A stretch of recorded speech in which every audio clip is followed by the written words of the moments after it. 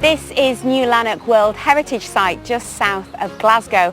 This beautiful mill village was founded by 18th century Christian industrialist David Dale and went on to become the largest cotton manufacturer here in Scotland. Welcome to Songs of Praise.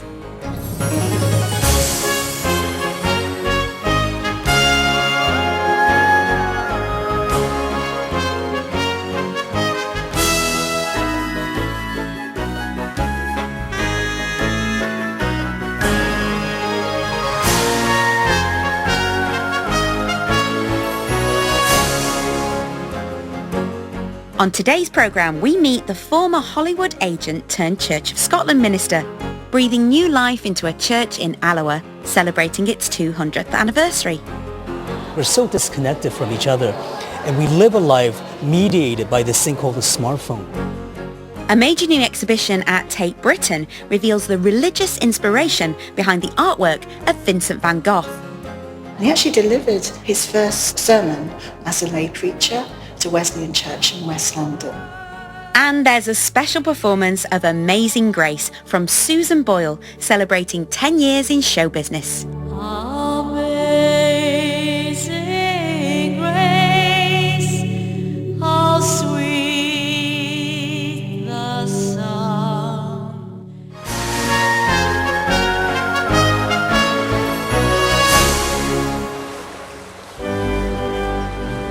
Our hymns today come from right across Scotland, and this first one has a Scottish connection, adapted from the words of Psalm 104 by former MP for Inverness, Sir Robert Grant.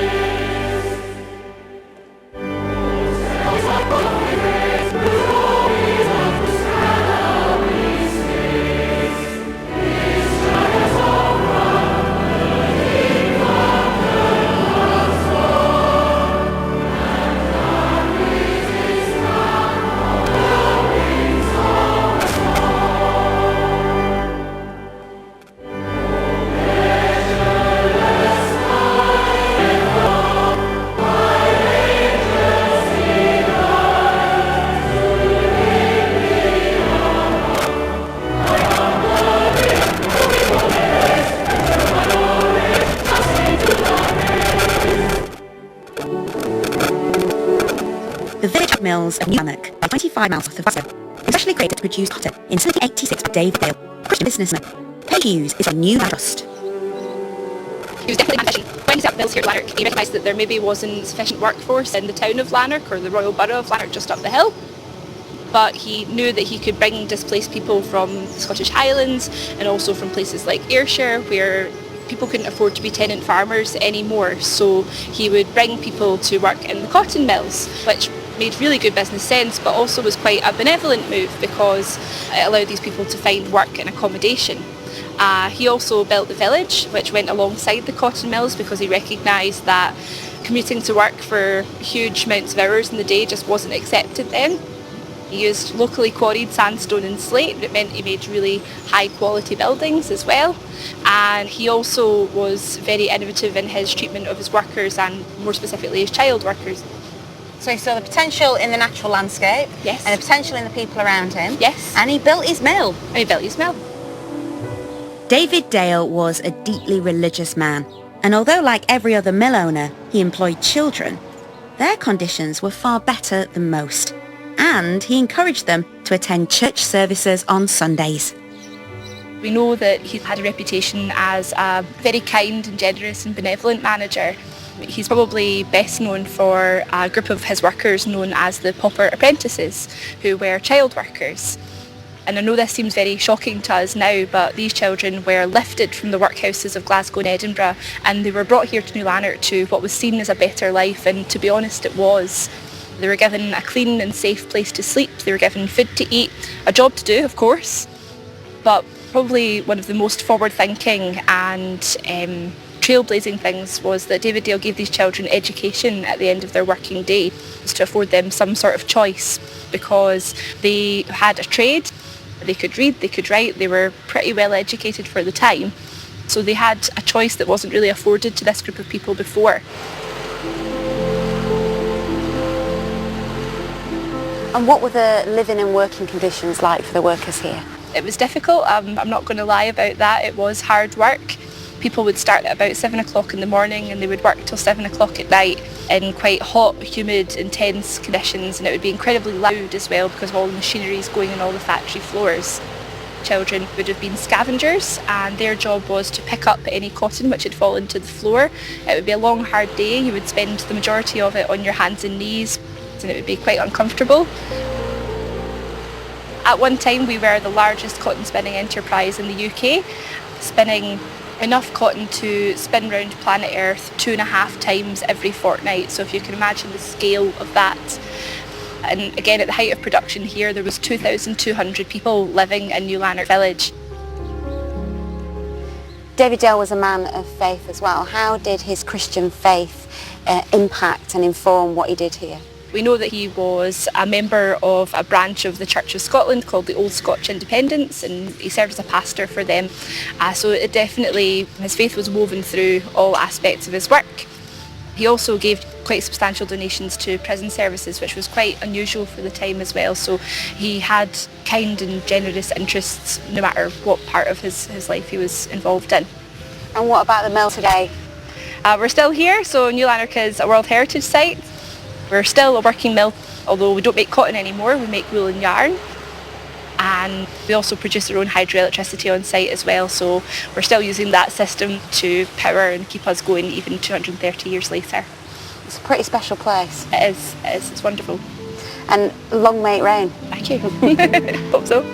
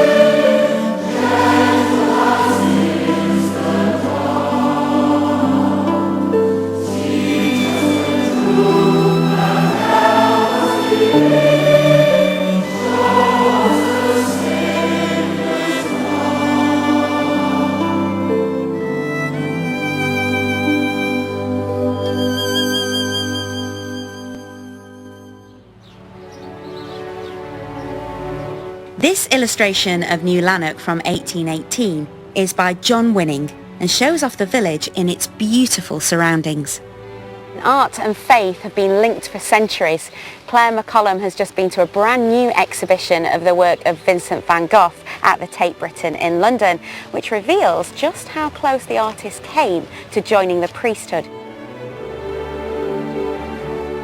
This has to be one of the most famous images in the world. And yet, when its creator, Vincent van Gogh, tragically took his own life in 1890, he had no idea his work would become some of the most influential and inspiring in history.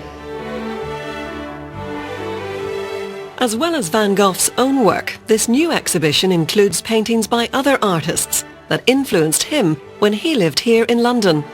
He arrived in 1873, aged 20, to work as an art dealer, several years before he became an artist himself. Dr. Carol Jacobi believes this period was very significant for his faith and the art he would later produce.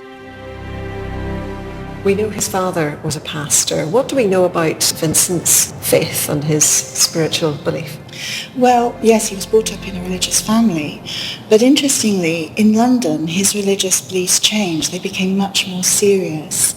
He becomes much more aware of urban poverty. He has the idea that perhaps he could become an urban missionary. And he actually delivered his first sermon while he was in London as a lay preacher to Wesleyan Church in West London. Really? Yeah. So he was a preacher? That's something I didn't know about him. Yes, and he based the sermon on a painting that we have in the exhibition. He used this image of travellers on the road and the idea that the journey is difficult and you have to find joy in sorrow. Joy in sorrow was his maxim during this period of his life.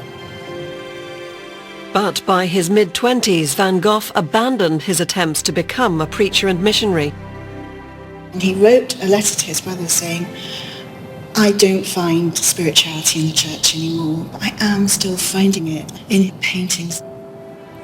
His brother wrote back to him and said, well, have you thought of becoming an artist yourself? And that was the point at which he decided to become an artist. So I think in a way his art was a new kind of ministry, but a ministry where he was finding spirituality in his surroundings and trying to show that in his painting. And we know he suffered terribly with mental illness. How did that impact on his art and his faith? In the last 2 years of his life, really, that he had his first serious episode of mental illness. But his illnesses came in cycles. So he didn't paint when he was ill, but his art helped him to recover and to keep well in between those cycles. And he was incredibly productive, even in those last 2 years of his life.